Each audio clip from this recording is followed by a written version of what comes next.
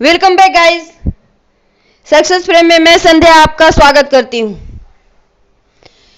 Guys, वैसे तो हम ईश्वर पर भरोसा नहीं करते। जिंदगी में जब सब कुछ ठीक ठाक होता है तो हमें ईश्वर पे भरोसा करने जैसी कोई बात दिखती नहीं है, क्योंकि हमारे पास सब कुछ होता है। फिर क्यों मानेंगे हम ईश्वर को? लेकिन जैसे ही हमारी जिंदगी में परेशानी का आना शुरू होता है और बेबसी भरे क्षण से सामना होता है, वो पल जो हमें एहसास करवाता है कि हम कितने बेबस हैं, कुछ चाह के भी नहीं कर पा रहे, तब किसी सगे संबंधी की याद नहीं आती। फिर याद आता है हमें ईश्वर का ही, भगवान का ही हमें याद आता है। मतलब बहुत साफ है कि आपकी अंतरात्मा को पता है कि वो सबसे शक्तिमान, समर्थवान, आपको हर मुसीबत से निकालने में सक्षम कोई है। लेकिन फिर भी हम लोग मानते नहीं, क्योंकि हमारी जिंदगी में सब कुछ ठीक ठाक होता है। लेकिन जब मुसीबत सर चढ़ के बोलती है, तब हमें याद आती है उसकी। यही सच्चाई है हम इंसानों की। बहुत कम लोग होते हैं जो हमारी जिंदगी में सब कुछ ठीक ठाक है तब भी उसे याद करते हैं, और जिंदगी में जब सब कुछ ठीक ठाक है इसका श्रेय ईश्वर को देते हैं। हमारी जिंदगी में जब भी कोई परेशानी आती है तभी हमें भगवान की याद आती है। और जब हम सबसे ज्यादा तकलीफ में होते हैं, बहुत ज्यादा दुखी हुए होते हैं, तब भी हम मां बाप को याद करते हैं।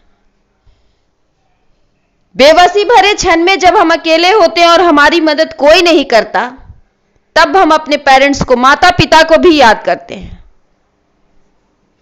क्यों करते हैं माता पिता को याद? क्योंकि बिना कुछ लिए हमें हमारी सहायता हर पल वो करने वाले भगवान के बाद वो दूसरे शख्स होते हैं।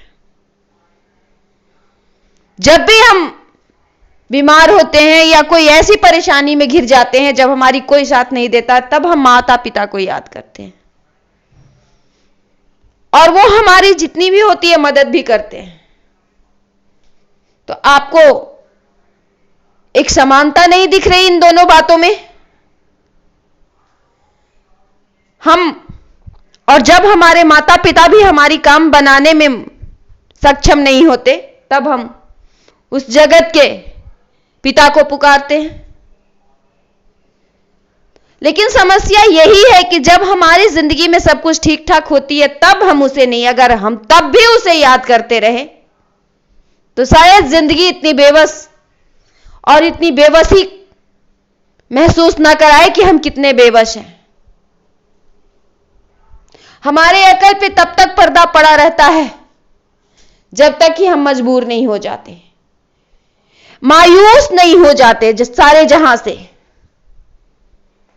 ईश्वर का दूसरा नाम आशा की किरण ही भी है। जिस इंसान को आशा रहती है, विश्वास रहता है कि सब कुछ ठीक हो जाएगा, वो कभी खुद को ईश्वर से दूर नहीं रखता, क्योंकि ईश्वर से जुड़े रहने वाले लोग निराश कभी नहीं होते। उन्हें भरोसा होता है कि एक न एक दिन जरूर ये सब ठीक हो जाएगा, और होता भी है। ईश्वर से जुड़ा हुआ बंदा, ईश्वर पे विश्वास रखने वाला बंदा कभी निराशा का दामन वो नहीं थामता, क्योंकि निराशा हमें ईश्वर से दूर करती है। घनघोर अंधेरे में भी आशा की किरण हमें ईश्वर ही दिखाता है। और आशा, उम्मीद, ये सभी जिंदगी की निशानी है, ईश्वर के होने का प्रमाण है। लेकिन फिर भी अगर कुछ लोग कहते हैं कि ईश्वर नहीं है, तो मैं यही कहूंगी कि रोशनी को होते हुए भी आंखों को बंद कर लिया। इस संसार में हर एक जीव जंतु सभी ईश्वर के होने की प्रमाण चीख चीख के दे रहे हैं। हमारे जिंदगी में हर वो घटना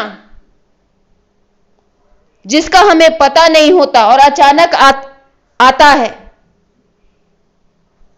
और फिर अचानक एक दिन जिंदगी के उथल पुथल खत्म करके शांत भी हो जाता है।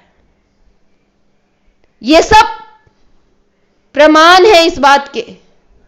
जानबूझ के तो हम अपनी मुसीबत जिंदगी में नहीं बुलाते कि कोई है जो हमारे कर्मों पे नजर रखता है और हमारे कर्मों के अनुसार हमें फल देता है। तो वो कौन हो सकता है? हमारे माता पिता भी हम गलती करते हैं बचपन में तो सजा देते हैं, सही राह दिखाते हैं। वो भी यही काम करता है, परंतु हम फर्क इतना है कि हम माता पिता को प्रत्यक्ष देख पाते हैं और उसे देख नहीं पाते, सिर्फ महसूस कर सकते हैं, एहसास कर सकते हैं।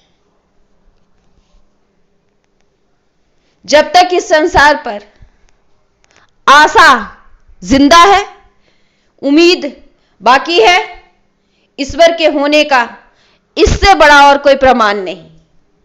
उम्मीद, आशा, ये सब ईश्वर से जुड़े हुए बंदे ही समझ सकते हैं कि इसका क्या मायने है।